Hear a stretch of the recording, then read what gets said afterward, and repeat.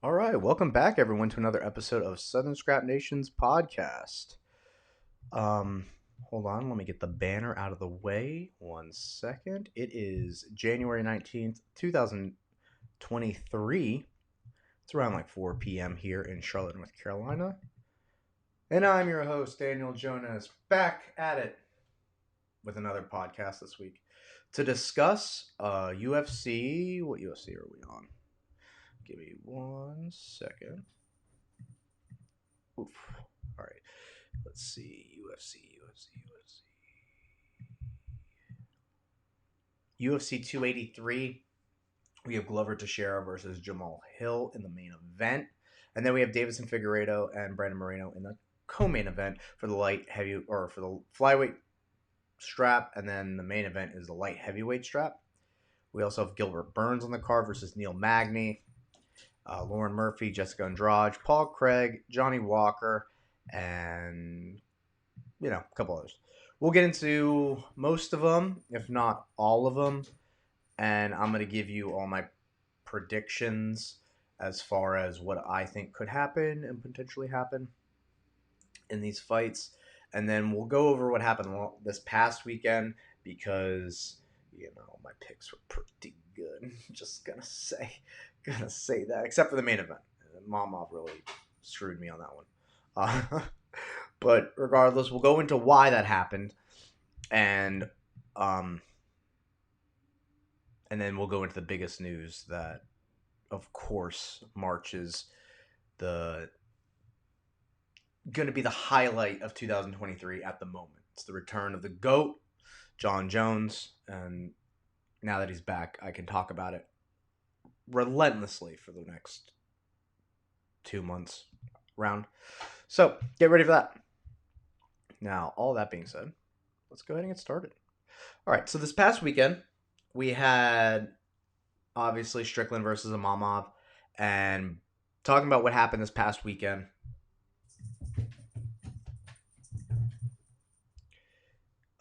Everything else, like I said, kind of came to what it was. It's who had the most dog, and the most dog won. Also, can we stop talking about Khabib and let's talk about Umar Nurmagomedov, who's now risen to 16-0, knocking out and being the first one to knock out Borsellis. He did it pretty emphatically as well. He faked a kick, threw a punch as he faked the kick to go for a takedown, and then, and all that madness, he clipped the chin. Those small gloves don't play.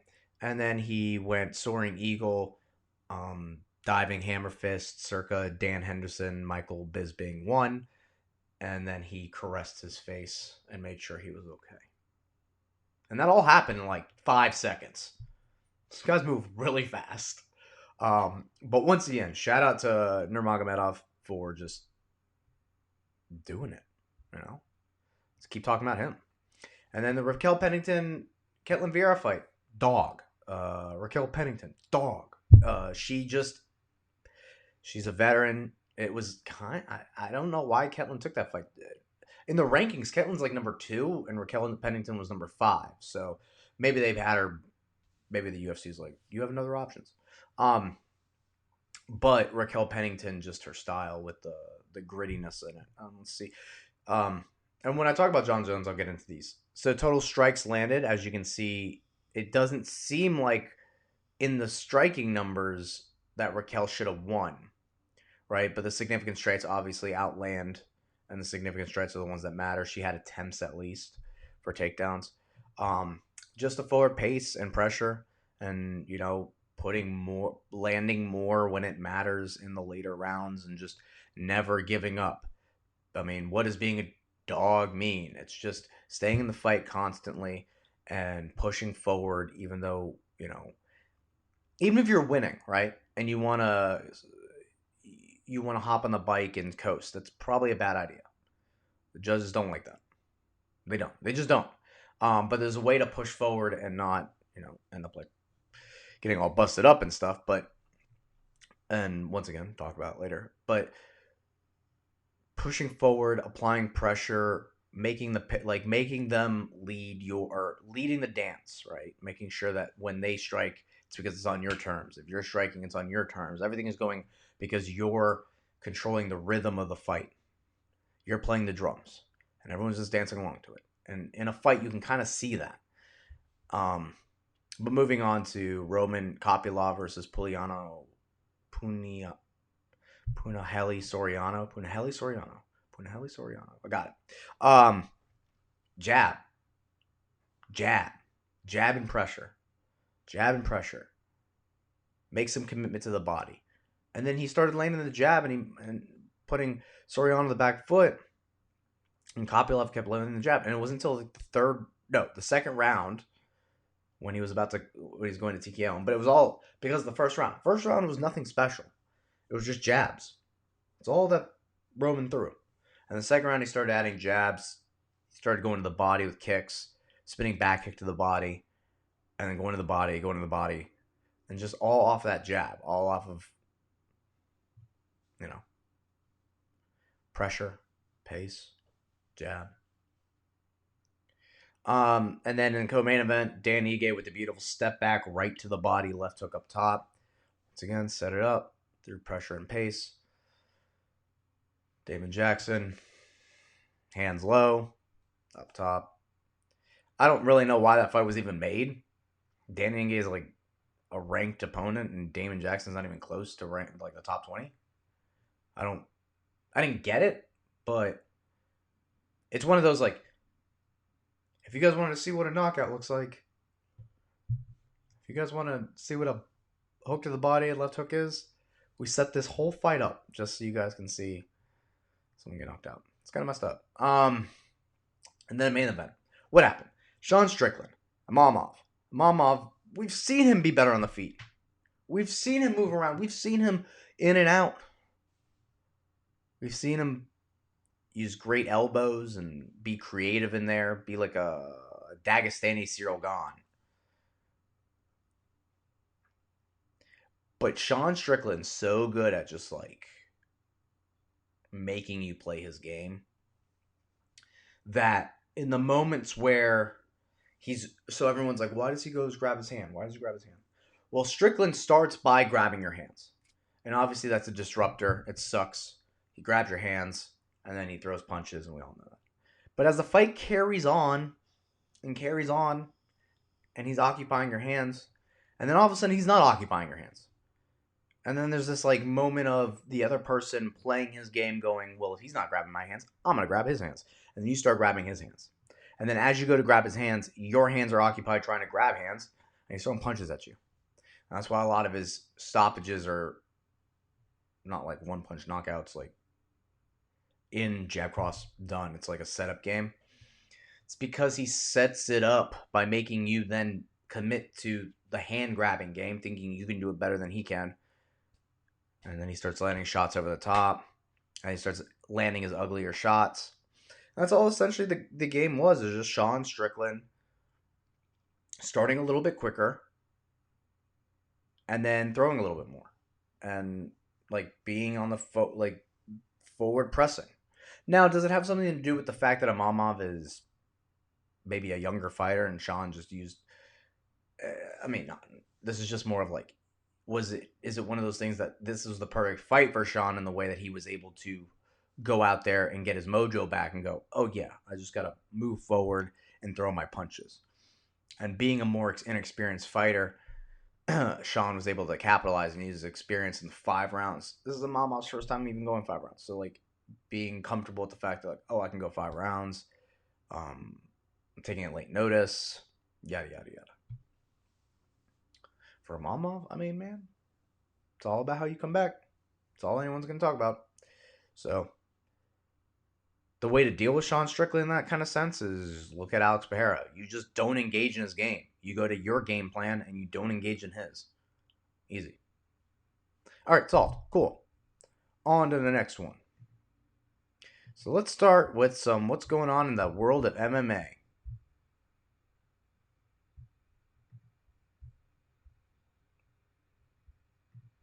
Okay. Does it want to work? Doesn't want to work.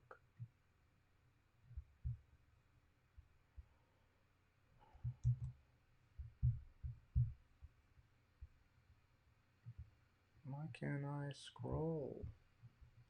Can I scroll on this one? Ah, I can scroll on this one though. You think it's the website? It's Mayos. I can scroll on this one. The hell am I fighting?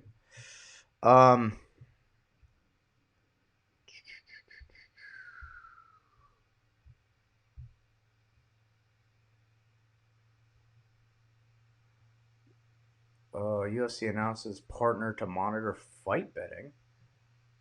Thanks, James Krause.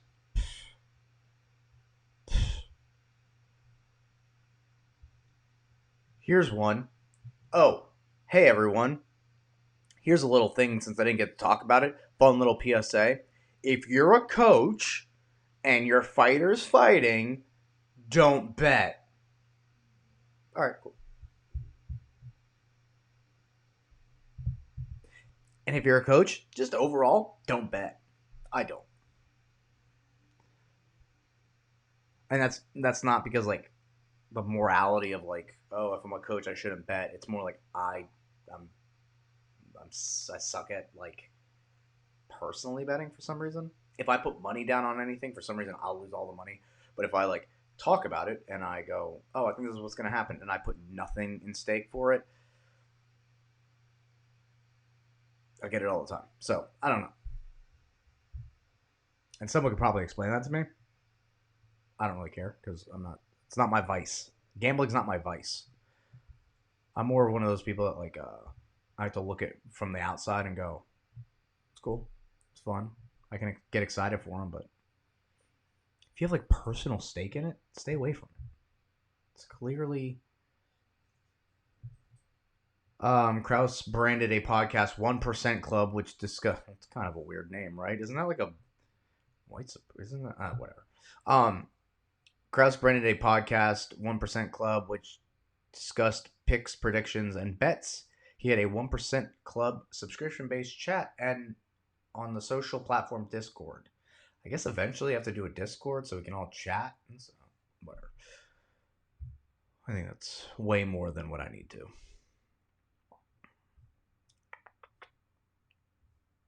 But what's the third party?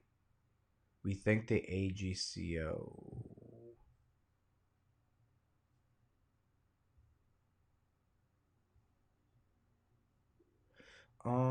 So what happened was a November 5th fight between Derek Minner and not even gonna even try to pronounce this name. Shaylin. Let's gonna go with this one, but not the last one. Is the center of major investigation by multiple agencies, according to the federal including at the federal level. An unusual amount of bets came in under Shaylin in late wagering, including props for Shaylin to finish the fight and win in less than half a round. Minner quickly appeared to hurt his leg in round one and was finished soon after with strikes. So it's like someone had inside information that Derek Minner's leg was hurt, and that the fact that he was fighting on one leg probably didn't mean he was going to come out of the out of the first round. Now, what would be, and since Derek Minner is one of James Krause's fighters, what would be super damning is if James Krause put money on the other guy. You know, so that's the whole issue. All right, it's insider trading. Right, Nancy Pelosi? All right, for some reason I can't. Why is MMA fighting like this? Aha, we're doing it. We're doing it. All the lights. Okay. So, morning report. This is what I wanted to talk about. Demetrius Johnson reveals shockingly low pay when he was UFC flyweight champion. I'm about to piss a lot of people off. Okay. So, obviously, the whole issue right now is Francis Ngannou. Should he be getting paid what he's worth? Obviously. And the deal that was on the table for Francis Ngannou was a 3-fight deal, $8 million to fight John, and then you'd fight John for a rematch clause, and then Stipe. $8 million for your first fight. And all he wanted was health insurance, something else, and something else. But the biggest thing was like health insurance. So then that's kind of what like put this whole thing in motion. Dana White was like, you know what? We'll let you go. We're tired of dealing with this. You go do whatever you want to outside the UFC. Have fun. Cheerio, boy. Um, and so Ngannou tipped his hat, left the UFC. That opened the door for John versus Cyril Gane in March. They accept. Now we have the return of the greatest of all time for the heavyweight championship versus Cyril Gane, who fought not his last match, but he fought against Ngannou and lost the title. Lost for the title against Ngannou. And most of it was due to wrestling, but then that projected Ngannou into his knee surgeries that put him off time or took him off the sideline, and now we're all here. So, that all being said, Demetrius Johnson was talking about his pay. And Demetrius Johnson was one of the greatest of all time. And everyone's like, yeah, he doesn't get paid. And so he went on his YouTube channel, and he went into depth of his own exit from the company and his pay during his reign as UFC champion. That's what it says right here, UFC Flyweight champion. When I fought, this is Demetrius, quote, when I fought Dominic Cruz for the bantamweight title, I was under contract. When I was fighting for $14,000 to show and $14,000 to win. Johnson explained, unquote. Quote, I lost to Cruz, so I made $14K. Then I was about to fight Eddie Weiland, and then I didn't go through, so I fought Ian McCall in Australia, and I was on the same contract. Then I got a new contract when I fought Ian McCall for the second time, and I got bumped up to 20,000 to show, 20,000 to win. I beat Ian McCall, then I fought Joseph Benavidez. I was still in the 20,000 and 20,000. So when I fought John Dodson, I made 23 and 23. Then when I fought John Moraga, it was 23 and 23, so possibly it went up to 26 and 26. Then when I fought Joseph Benavidez, it was like 30 and 30. And then I finally got a new contract as a champion. I think it was 125 and 50,000, but I couldn't get pay-per-view points. That's where a champion makes most of the bang for their buck, the pay-per-view points. Because if you're on a card with Conor McGregor and he does 1.2 million, you just do the fucking math. You're going to make a shitload of money. I've never got the opportunity to do that. So, all that being said, and he said, so when they tried to stiff arm me into fighting TJ Dillashaw, I was like, yeah, fucking pay me millions of dollars and I'll do it. This is a super fight that makes super money. So, before I get into my explanation of how I feel about the whole situation,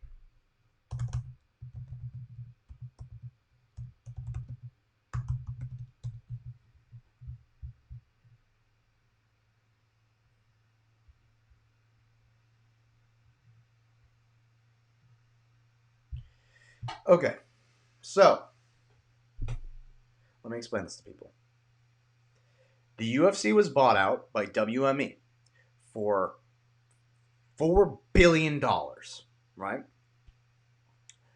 The UFC, the company, after Lorenzo Fertitta and Frank took their money and were like, see ya, thank you for the dough, we will see you later. After they took all that money, WME is like, guess what, you guys still owe us? $4 billion worth of revenue. You have to make that money back. Welcome to a debt-based economy, everyone. You have to make that money back. So that $4 million that they were bought, they now owe, because you can't just spend $4 billion and be like, no problem, we'll just do that again. And WME, if you do not know, being a talent agency, essentially makes all their money through talent acquisition and movies and celebrities, essentially. And so when COVID happened and all those actors and actresses were out of work and they had no one making their money, and that $4 billion was starting to burn a hole, Dana White was like, we have to do everything in our power to make this work. And they did. So kudos to the UFC for doing that. So now through all COVID and all the restrictions, they still made they were the highest viewed sports going. They were highest viewed entertainment at the time because they were the only entertainment. And so that did really well for them. And they made a lot of money. Right? That's 20 years since they started. With Demetrius Johnson, the time that he was talking, he was making 20 and 20. And people are like, ugh, how could you pay him 20 and 20? Bro, that's all they had. They didn't have more money. I've said this time and time again. If you want the UFC to pay the fighters more money, cut 75% of the roster. Keep it the Ultimate Fighting Championship. If you are the UFC champion, you are the best fighter in the world. Exclusivity. It's hard to get in. Make it a club, essentially. Make it so hard to get in. You have to be so fucking good to even be. And it's only the top 20 fighters in each division. But no, you have the top 50 to 70 fighters in almost each division. Fighters that we have never even heard of.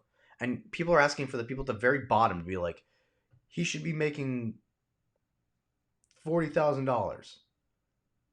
He should be making $80,000, 40 and 40, right? He doesn't make any money for the company. He makes no money for them because no one knows who that person is. And I'm not saying Demetrius Johnson doesn't deserve the world. He does. But I'm a fan. I'm a martial artist fan. I love mixed martial arts. I'm a passionate person for it. So I care about Demetrius Johnson. I care about his value and his worth. And I personally value him higher. But I don't pay the bills. I don't make money. The people that pay the bills are those annoying people in the stands that are like, woo! And they pay exorbitant amounts of money to go sit in the stands and watch the fight from a terrible angle where I don't know why you're even there besides to scream and yell and drink a lot of beer. Watch the fights at home if you really care about the fights. But all that being said, Demetrius Johnson's right. He wasn't on the Conor fights. So he doesn't get a piece of that pay-per-view. But also people don't care about him enough in the overall scheme of the world that they would pay the money to watch him on a pay-per-view. So when we talk about Ngannou getting what he's worth, these are the highest Ultimate Fighting Championship pay-per-views as of August 2022. And this is the sad reality of the world everyone needs to grow up and realize. If you do not make money for the UFC, you do not get money from the UFC. And out of all these, do you see Francis Ngannou's name on any of them? No. And for the people listening, Khabib versus McGregor is the top one with 2.4 billion views, or million views, or buys. Diaz McGregor 2. Dustin Poirier versus McGregor 2. Poirier versus McGregor 3. McGregor versus Cerrone. McGregor versus Diaz. Usman versus Masvidal. And I'm telling you, it ain't Usman pulling in that number. UFC 100. And guess what? There's no name on it. And the only reason why it's on there is probably because of Brock Lesnar. Alvarez versus McGregor and Aldo versus McGregor. Anyone see a common denominator in the highest pay-per-view sales of all time? And then everyone wonders why Conor's got a yacht? Actually, no one wonders why he has a yacht. But the point being is he's the only one that makes money for the company. So he's the only one that would ever get special privilege. Everybody else, lick Dana's boots. That's what you signed up for. You signed a contract. If you don't want it, go somewhere else. And that's what you're now seeing with a lot more fighters. They're now taking the opportunity to go other places. And guess what? I'm going to scream it from the rooftops.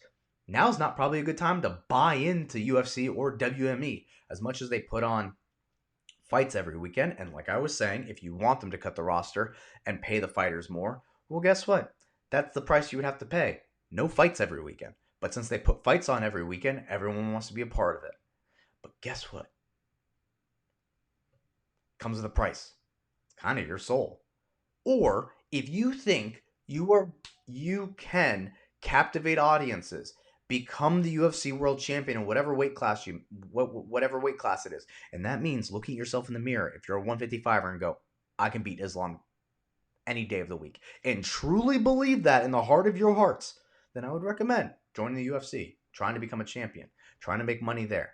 But what at the end of the day, when they offer Ngannou $8 million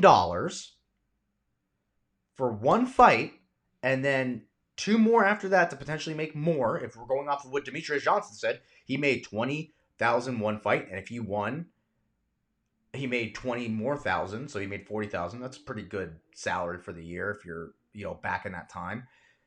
And then all you have to do is fight. You're also fighting in the octagon. You're fighting people. I understand it's hard. It's physically taxing, and they should get paid a lot, but they're also free agents. They're not employees. So guess what? That means is you can't ask for health insurance. Right? I don't think you can ask for insurance if you're not an employee, if you're not if you're a free agent. I think you can. There might be something you can get, but I don't think it's like insurance. I could be wrong with that. I'm not 100% sure. But the point being is if you're getting $8 million, you as a fighter have the greatest platform for fighting ever. You're the heavyweight fighter of the world. You get $8 million. Take responsibility. Use that $8 million.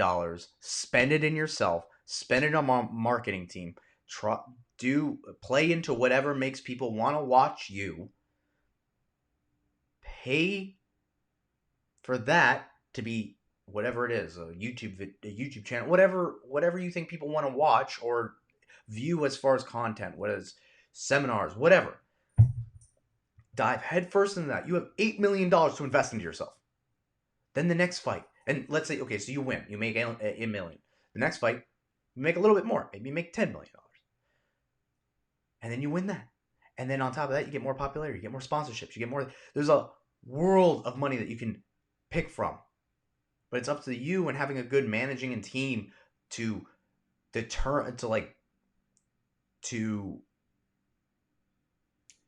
really sit down and think about how you can make money other than fighting. If you're complaining about not making enough money fighting, it's think about what you're doing. You're fighting. Of course you're not making a lot of money. You're fighting. Literally anyone can do it. People with no legs can fight. We've seen it. You know what I'm saying? Not everybody can be a rocket scientist.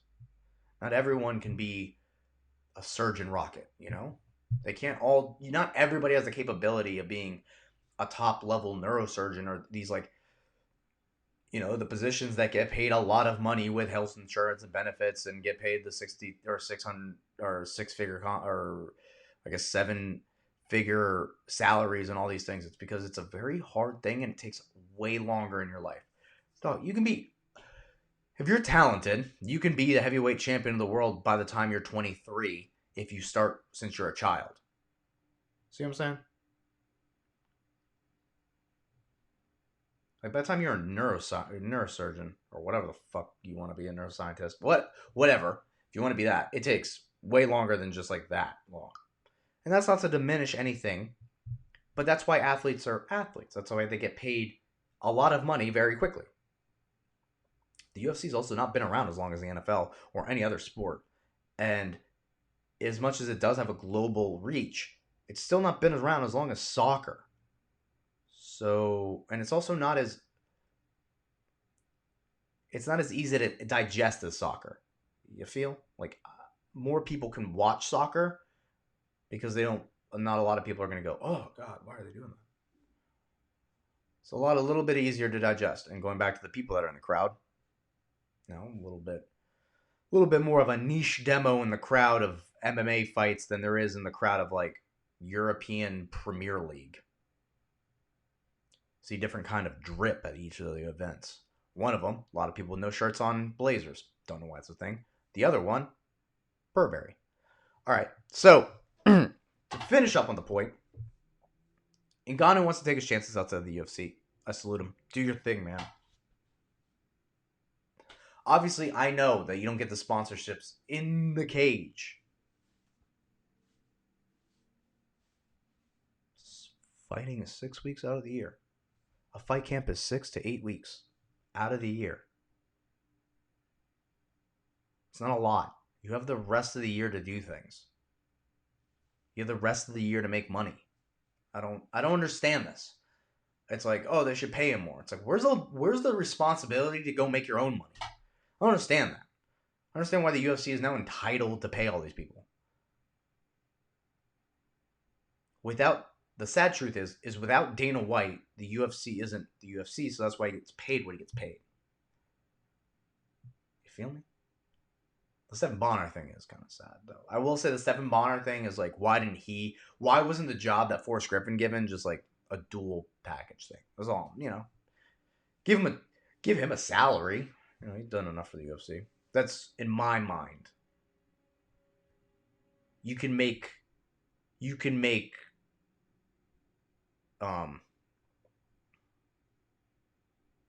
concessions. Like you can compromise on like giving one person who was the pivotal fight that changed everything for the UFC a salary job of meeting and greeting with people. Forrest works 2 days. Stephen works the other 2 days. Could have done the same thing with Chuck Liddell. You know what I mean? Or BJ Penn. Now that guy's getting knocked out in bars in Hawaii. It's depressing. So that's why Ngannou's just not on this list. So he's just... They want to give you more money. They love that you knock people out. But, bro, no one knows who you are. John Jones isn't even on this list. How sad John Jones isn't even on this list. But John Jones has made more pay-per-views. I think he's in like the 900,000s. So as far as... I don't know if I can look any further.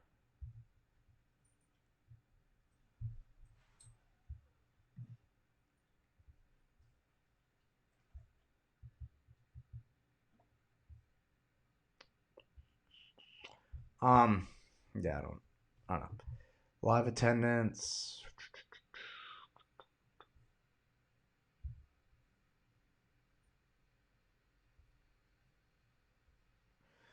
Yeah, I'm pretty sure John Jones only has like 900 something thousand pay-per-views. So that's what I'm saying is like John jumped at the opportunity. $8 million, I get 3 guaranteed fights. Why not? More people are going to know about me. I don't... It's not that I don't sympathize with the fact that, yeah, you should give the heavyweight guy more money. But now Demetrius Johnson was traded to a company that offered him more money, and it's now hemorrhaging all its money, and it has reported over $300 million in losses in the past 2 years. So I don't know. Yeah, obviously the UFC is like the Sith, and no one really likes what they do, but they're the only company that's going to stay afloat. Maybe PFL, but I don't know too much like the inner workings of how their contracts are all set up, but it seems pretty good over there. I think PFL is pretty good, but it's just not a big roster. That's my thing. I was like, they just have more money because they don't have anyone on their roster, and that's good. That's what you want. And they're only a season, so they're not every weekend. They're only a certain time of the year, and then they're done. Also great. We shouldn't be gorged on fighting. I like the idea of a season. Make us think about other things during the year.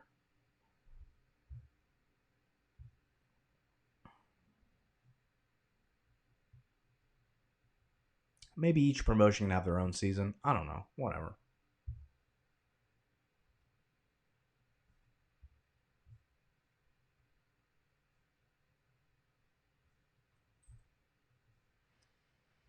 Rafael Fiziev got accused by Phuket Top Team from not paying his rent. They just want to be in the news, probably. I don't even know why he put out... Well, I guess you could put out your side of the story. At the end of the day, if you haven't been to Phuket, Thailand, before you chime in, if you haven't been there, don't say anything, right? Because I'm about to break something down to you. The gym is about a mile apart. Of course they're in the news. This guy gets all the cameras to Tiger, and no one goes to Phuket Top Team. Sorry. End of story. People that are like... The people that are even side Phuket Top Team.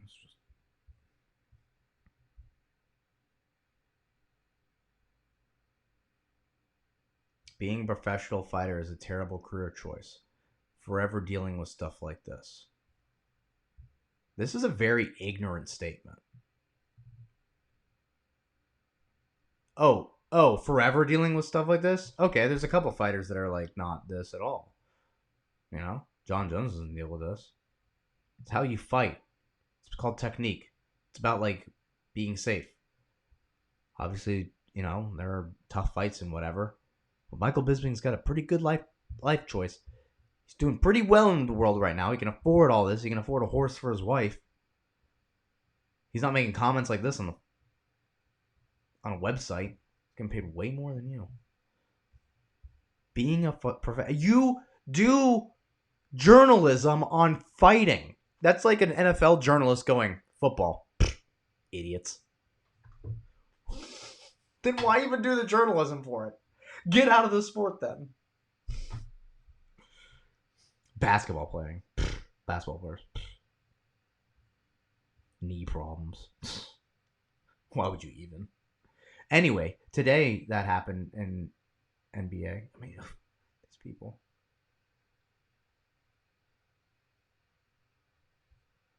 No.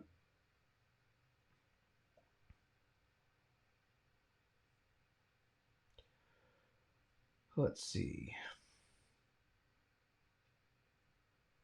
Dustin Jacoby. Who wins? Who wins, guys? Who do you think I'm gonna say wins? Who wins? Who wins? Sorry, you won't get to see my result. Sorry. All right. I'll let you know in a second. All right, now we're on bjpenn.com. Let me get some more levity in this before I start breaking down the fights. UFC parts with 11 fighters. Levity. Who have they removed? Brandon Davis. Vince Morales. Kevin Natividad. Hey, they should pay more fighters. Kevin Natividad went 0-3 in his UFC career. Oh, they should pay more fighters. Yeah, you got it. He went, Gadzid's Omaga, whatever his name is, went 0-2 in the UFC. Roland Pava went 3-4.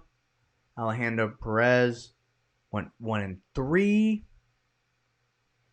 Jay Perrin went 0-3.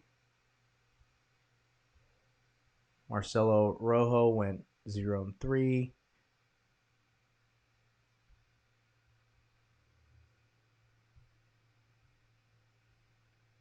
Oh, they should get rid of more of these fighters.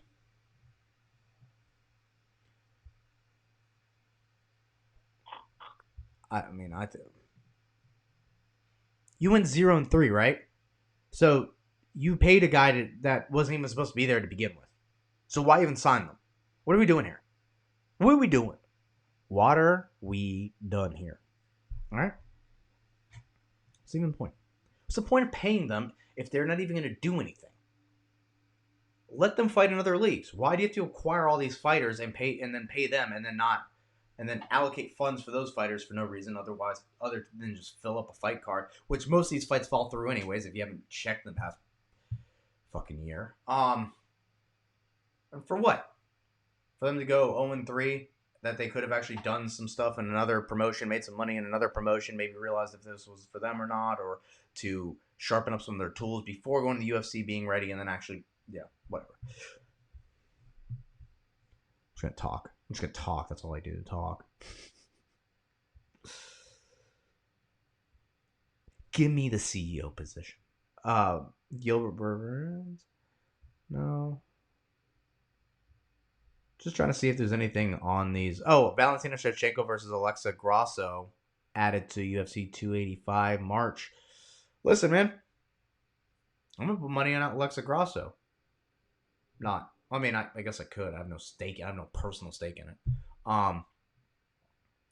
But it's one of those situations where, I hate to break it to you, most fights are 50-50 anyways. So, I don't know what the underdog is, But Alexa Grasso is probably an underdog, and it's probably going to be a high underdog, so put money on her. Could win, always. Because Valentina's always going to be a strong favorite, so why not put the money on the underdog?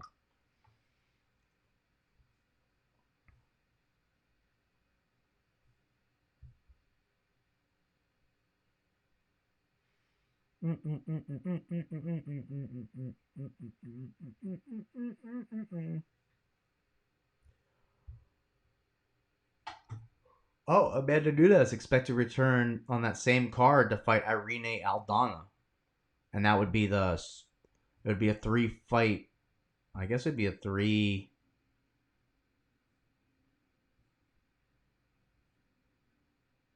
I guess it'd be a 3 champ fight: John versus Cyril, Amanda versus Irene Aldana, and then Valentina versus Alexa Grasso.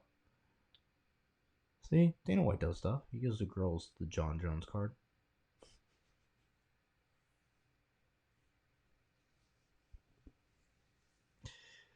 Oy.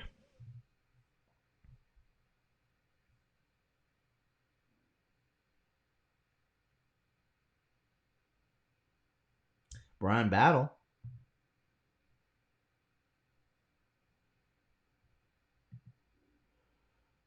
I just saw him today.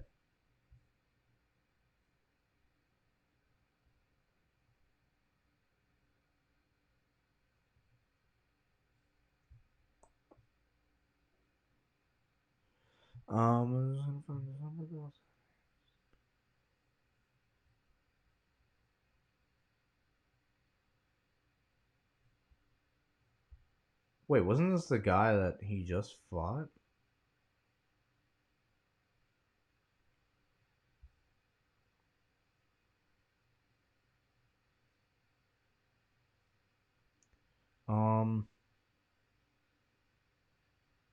Pretty sure it's the fight that he just had. Lost that fight. I don't know why they're just talking about it now. Oh, that's so long ago. Oh, I didn't even realize. Okay.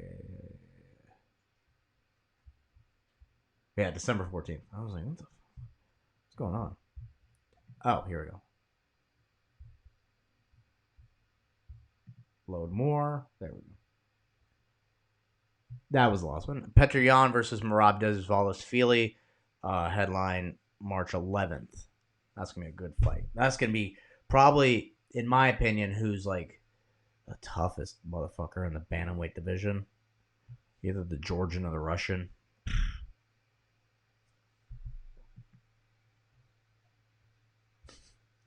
John's a motherfucker. John Jones won't reveal how much he'll weigh in heavyweight debut at UFC 285. I want Cyril to see me for the first time.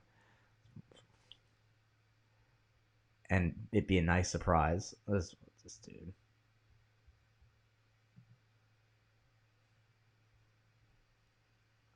And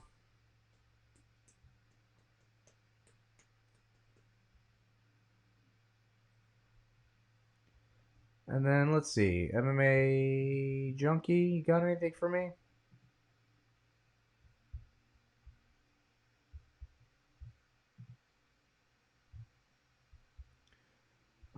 We'll talk about the fights.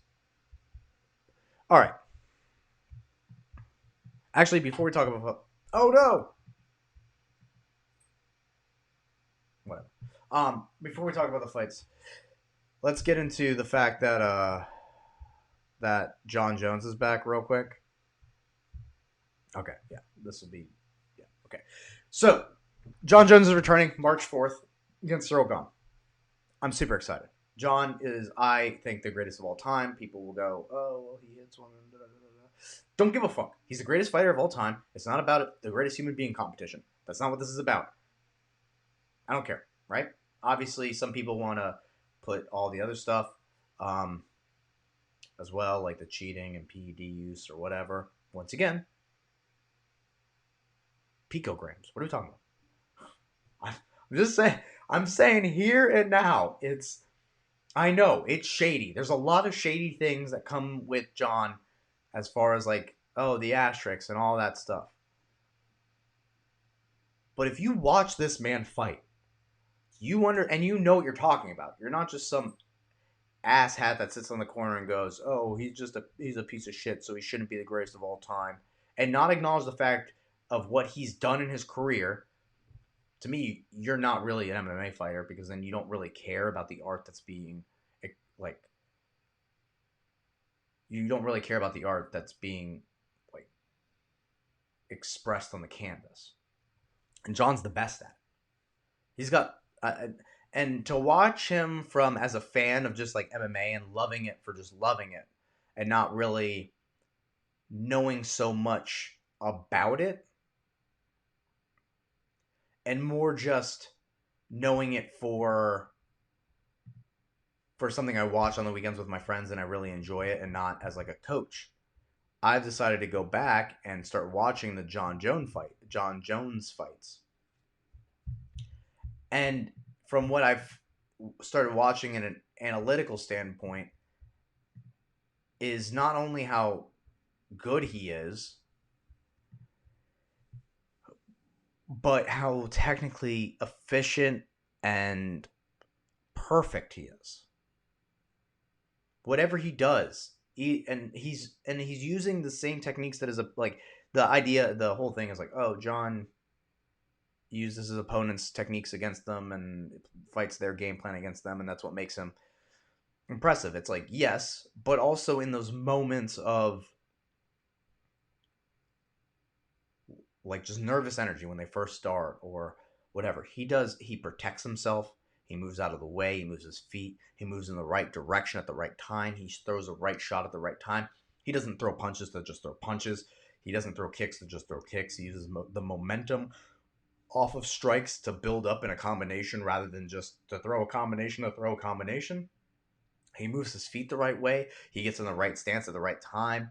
He uses those linear kicks to the knee instead of leg kicks because they don't have such of a risk of getting checked. There's these little things that he does that as a fighter he breaks down in his mind, and then he also has the physical capabilities of a Super Bowl level winning athlete. His brothers have done it. It's in his genes. He can do it, right? Not that he did because he went on to do other things, but everyone wants to talk about, oh, wait until these NFL players, wait until the UFC pays more, and then these NFL players start coming over here and start smashing these guys. John is that guy. He was the first one to do it, and is the youngest light heavyweight champion of all time.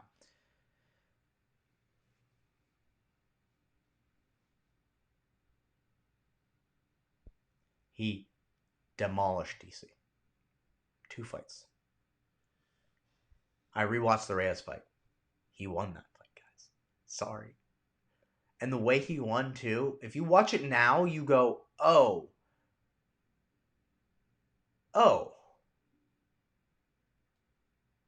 I think MMA's also evolved a lot more than people realize, that it's not just like the volume of strikes that you throw. It's like the devastating effect that they have is more what counts. And that's why damage is now being held as a higher criteria. John was fine after that fight. Dom's face is all busted, nose bleeding, bad. You know? I think John had a little bit of a cut or whatever. Point being, I don't think so. Point being is that's why he's like, oh, Reyes won because he threw more strikes. One, judges don't get to see that information. They don't know. Sorry. So I think from the judge's perspective, having coached ringside and you see the impacts that close, I think what the judges see and hear is different from everybody that's in the crowd yelling and drinking and that's why I say just watch it at home. And then also at home when you watch it on the TV, the impact of the punches and stuff don't translate as much. But I feel like, and that's why I'm watching it, I see him hit the cleaner strikes. His strikes are always landing. He's got a higher strike percentage. Dom had a lower strike percentage. He stuffed the takedowns. It doesn't matter. It doesn't matter if he stuffs the takedowns. John still got the takedowns eventually, and he still was able to implore his rest, or he was still able to impose his wrestling and make Dom have to worry about it. And at the end of the day, the dog and John, to be able to go through all that and just be stoic, looking you in the chest, jab, cross, kick, cross, showing no emotion. That is one of the best things John has. Henry Cejudo said in the last video that he did with John Camp. He's got the face that you need when you fight. You can't show any emotion. Dead set on the chest. Just focused in on what we're doing. No emotion. Killer. Cold. Stoic. All right, they get a good leg kick on you. Just keep walking forward. Look at them in the chest. Punch them in the face. Move forward. Right? Set your traps up. Don't divert from the game plan. Don't reach for things. Don't overextend on punches, right? Don't anticipate. That's the biggest thing. John's never anticipating. He's always reactive. There were times where he was anticipating. But point being is, on the overall scale, he's never really anticipating. And if he is, he's very safe with it. And these are all the things that make him one of the greatest. And so when I hear people say he's going to get knocked out by Cyril, one, I think John's way smarter than all of you. I think he's going to go in there. He's going to be ready for a heavyweight fight. And then two, as far as like being able to take shots and stuff, two, the same people that don't think that John can beat Cyril are the same ones that will be like, DC in his prime, smash Cyril all day. They smash Cyril, gets them down, smash Cyril. They're the same people. They'll say, in the prime, DC, ragdoll Cyril, no problem. End of story, because what we've seen with Ngannou.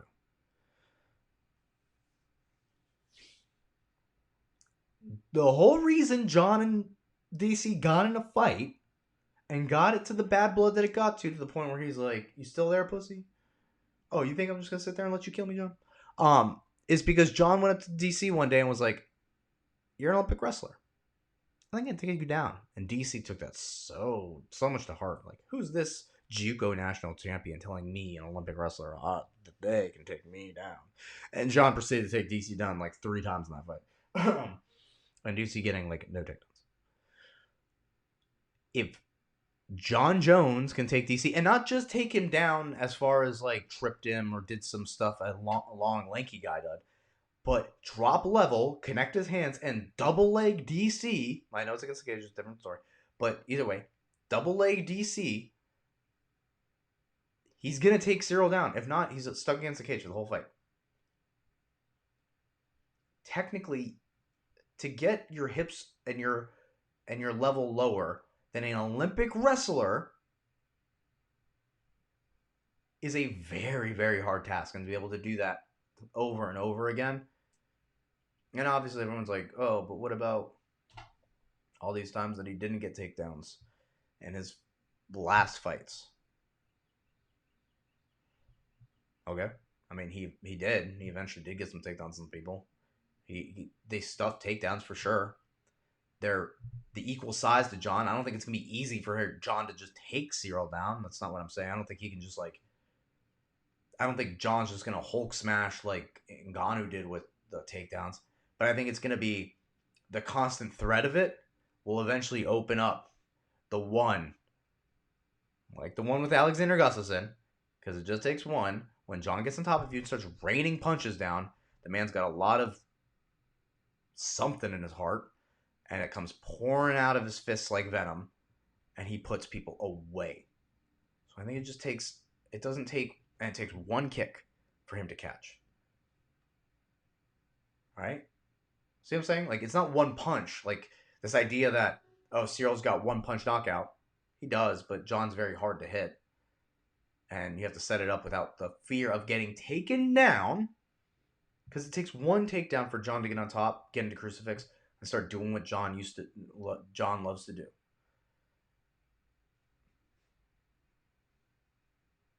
That to me is scarier. It's like the Khabib thing. It's like one takedown. Then what? What for the rest of the fight? It's different. I think John either submits or he TKOs Cyril Gane on the ground. I mean, and he's an underdog right now. If you're not putting money on John, you really are held up by his personal shit. And I get that. I understand that you can't... Some people can't separate the art from the artist. I tend to more than other people. And that's fine. Whatever. Everyone's got their thing. Like, oh, he's done such this stuff, I can't really accept the fact that there's other people that are great and they don't do these things. George. The way I look at it is, okay, who do you think's the greatest? Demetrius Johnson. Okay. Demetrius Johnson and John Jones locked in a cage. Who comes out? John Jones. George St. Pierre. Okay, John Jones and George St. Pierre locked in a cage. Who comes out? John Jones. So that's the way I look at it. It's like, that's my greatest. That's how it's determined to make for me. If they're the greatest fighter, then when they step in the cage, whoever comes out is the greatest fighter.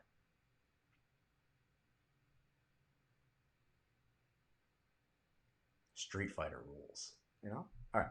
So, this one's a little bit longer, but that's okay. With the last couple minutes and stuff, I'm going to go in and break down the fights. Thank you all for tuning in. Make sure to drop a like on the video and press that noti bell. And press the subscription. Please subscribe to the podcast. I would really enjoy it and appreciate it. Subscribe to the podcast on iTunes, SoundCloud, Google Play, YouTube.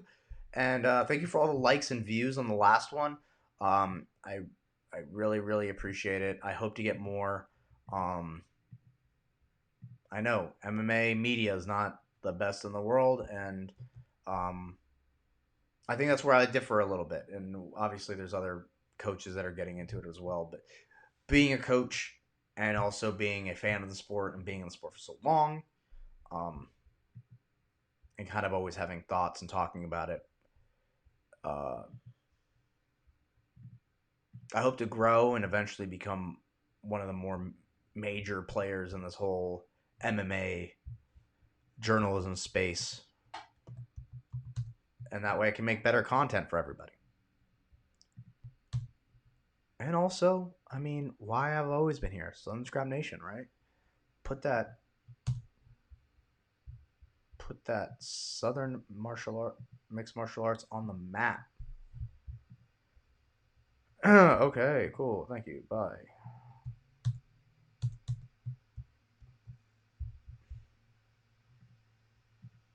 Give me 1 second.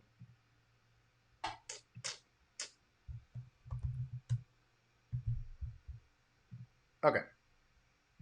Back to it. So, UFC this weekend in Brazil. We've got a couple Brazilian... Yeah, we got like a couple Brazilian fighters, stars to watch on this card. And then on top of that, just got a couple good old fights. So the prelims, like the early prelims, are kind of packed, to be honest. Since you have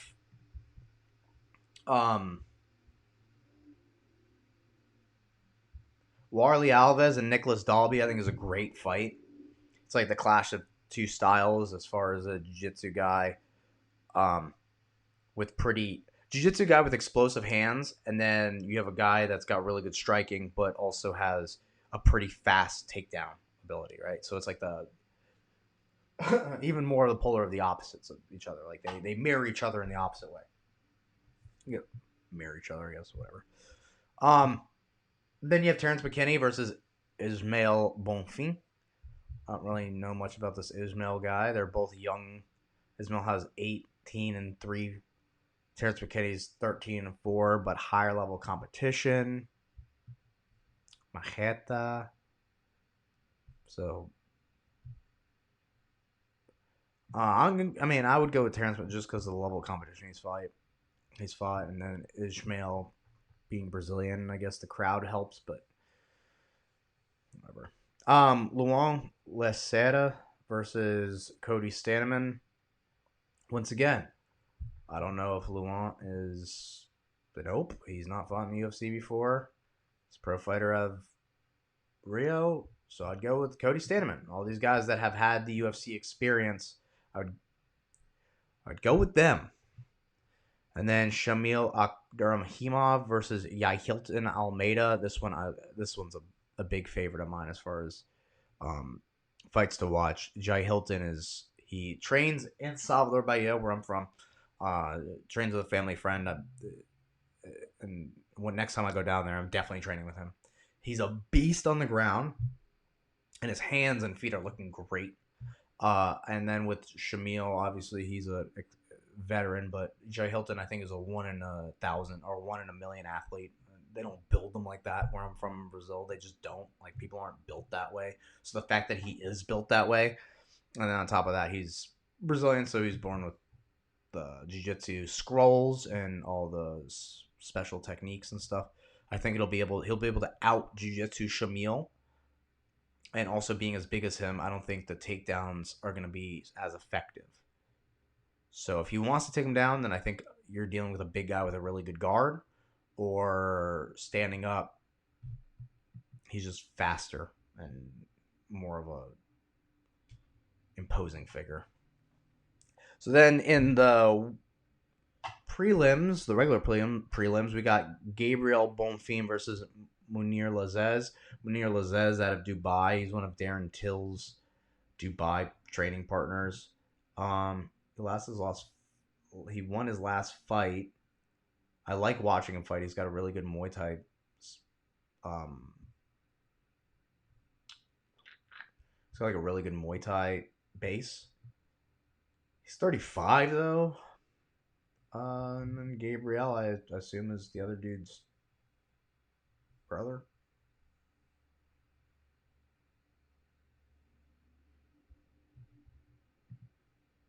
I would go with Munir. Just once again, the experience. Thiago Moises versus Michaela Costa. They're obviously feeding Thiago Moises this dude. Thiago Moises. RoboCop versus Bruno Ferreira. I mean, unless you're a dog, unless you can go through what RoboCop went through in his last fight, it's going to be hard to beat him.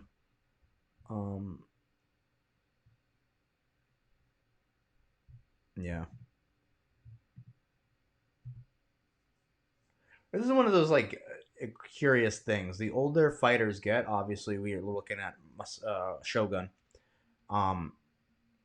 I want to go with the other dude because the other dude is younger, 26, and there's obviously like a cutoff, and he's already fought in the UFC and he's lost. And this is supposed to be like Shogun's retirement fight. Maybe he goes out on a win and he enjoys himself. Obviously, he went to a decision with Owen St. Brown. It's different. I don't want to see Shogun get beat up bad. Hopefully, he goes out there and he wins for his last fight. But this is like this weird thing where there's a time where these guys, the Thiago Moises, the RoboCops, that have had enough experience in the UFC, and they're, I mean, not RoboCop because he's 30, he's pretty young actually. But they're in the prime of their careers, but they've also had experience, so they're super dangerous for anyone coming in straight from the UFC. But then if you don't make waves in those times and you don't improve and become a champion, then eventually that 30 becomes 41 and you're Shogun and you're fighting a dude that's 26. He may not have all the experience, but it's way harder. So in the main card, we got Paul Craig versus Johnny Walker.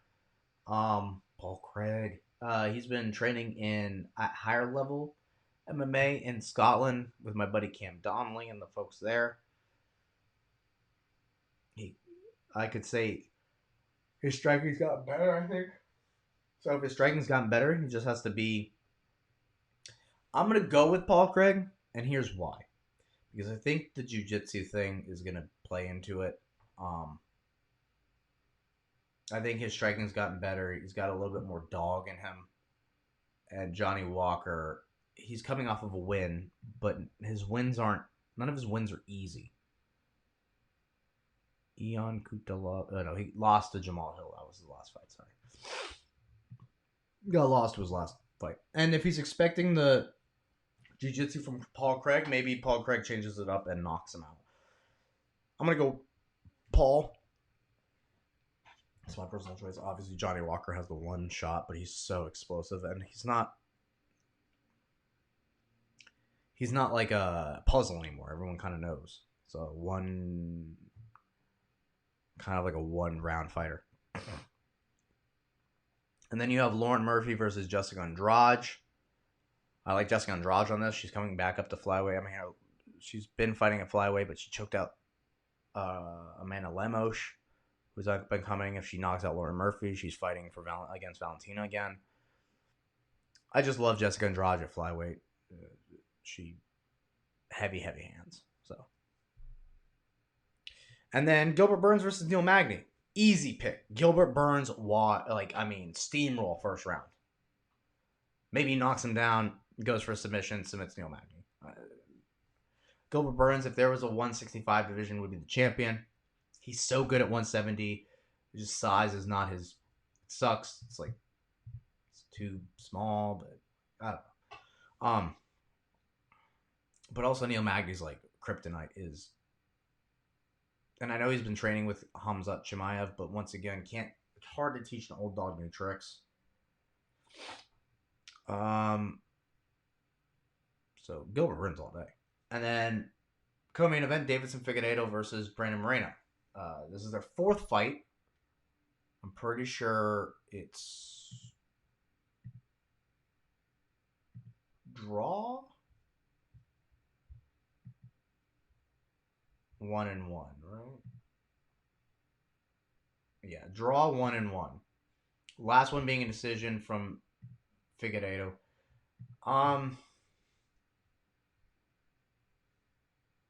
It's a tough one for me, because I could see Deiveson winning through a decision in Brazil again, and that statistically would make a lot more sense. He won his last fight by decision. The first fight was from a submission after getting beat pretty bad.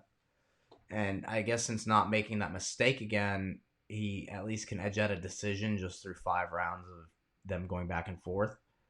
I want to lean towards a 5-round, another decision from Deiveson Figueiredo, but Brandon Moreno is that dog. He's a bigger dog than Deiveson. And we learned that in that first fight, but it would be hard in Brazil to not expect Deiveson to die out there, for whatever he's willing to die out there. Or in the words of Alex Bejeda, be willing to kill up there. And then the main event, I guess I'll give up more. The Deiveson Figueiredo co-main event. Champion. Again. And then Glover Teixeira versus Jamal Hill. I think Glover actually wins this. I think the grit of Glover and the tight boxing, there's not much that Jamal Hill can show him that he doesn't already see from Alex. On top of that, they want to say that he's they've cracked. I also don't like when coaches, and I've been listening on the Embedded and stuff like that, when they act like they've cracked some matrix code in order to strike, and he's he's doing stuff that we're so far ahead of other people, you know what I mean? It's fighting. Quit sniffing your own asshole. It's not that crazy. You found how to fight off angles. I mean, it's fighting. Unless your guy is crouching tiger, hidden dragon, running across air and punching my fighter in the face, dog. It's all about that, dude. It's all about heart, mental strength, and determination and moving forward. The technique is what matters. It's just having really crisp technique and keeping it fun with the fundamentals. It's all that matters. You don't need this idea that your coach has some secret sauce or some snake oil. That stuff, I tend to stay away from people like that. It's just because if you fight, you know what it is, right? It's a fight. So to say it's anything else is just disingenuous and you're trying to sell something to people, and I find that predatory, and I don't like that. That's why I love Glover, and I love this fight because I think Glover shows that a 43-year-old man can do it. Gets the submission, I think. I think he submits Jamal Hill through that pressure at the half guard, back take, choke. So yeah, those are my predictions. I got Glover Teixeira, Deiveson Figueiredo, Gilbert Burns, Jessica Andrade, Paul Craig. So pretty much all Brazilians except for the one guy that doesn't live and train in Brazil. Oh, I guess Glover does live in Danbury, Connecticut. Except for Paul. Okay. So all the Brazilians except for Paul Craig. Other than that, that has been my reviews and my predictions and what's gone on with the world of MMA. Next week we got Derek Lewis versus Sergey Spivak. It's Spivak, or the week after that. So I hope you guys enjoy the rest of your week, and I hope you guys enjoy this episode. Remember, subscribe to the podcast, YouTube, SoundCloud, iTunes, Google Play, Spotify, all the places you can listen and watch this. Drop a like on the video. I'll share it everywhere. Share it with your friends. Share it with your family. And until next time, stay safe and enjoy the fights.